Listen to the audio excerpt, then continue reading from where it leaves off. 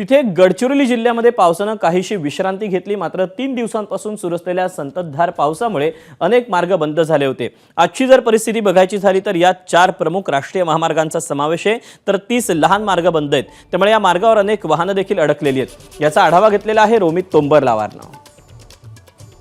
गडचिरोली जिल्ह्यात एकंदरीत पावसाची स्थिती जर बघितली तर गडचिरोली जिल्ह्यामध्ये जे आहे पावसाने काहीशी विश्रांती घेतल्याचं चित्र बघायला आपल्याला मिळत आहे।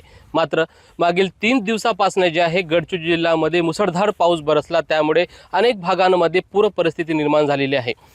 आपण दृश्यांमध्ये जर बघितलं तर ही चित्र जे आहे संपूर्ण जिल्ह्यांमध्ये पूर परिस्थितीचं चित्र आहे, जे अजूनही कायम आपल्याला बघायला मिळत आहे। महत्त्वाचं म्हणजे गडचिरोली जिल्ह्यामध्ये जे आहे 73.4 मिलीमीटर इतका पाऊस आज नोंद करण्यात आलेला आहे। त्यामुळेच आज जर बघितलं तर पावसाने काहीशी विश्रांती घेतल्याचे चित्र आपण बघू शकतो। महाराष्ट्र आणि तेलंगणा या सीमेवर जे आहे लक्ष्मी बॅरेज हे मोठ्या प्रमाणात मेडीगट्टाचा धरण आहे, महत्त्वाकांक्षी प्रकल्प आहे। त्यामुळेच त्या भागांमध्ये देखील मोठ्या प्रमाणात पाऊस पडल्यामुळे जे आहे त्या बॅरेजचे जे आहे 85 गेट देखील उघडण्यात आलेला आहे। त्यामुळेच त्या भागामध्ये देखील सतर्कतेचा इशारा देण्यात आलेला आहे आणि त्या भागामध्ये नदीकाठी असणाऱ्या लोकांना देखील सुरक्षित स्थळी हलवण्यात आलेलं आहे। रोमित तोंबरलावर, एबीपी माझा, गडचिरोली।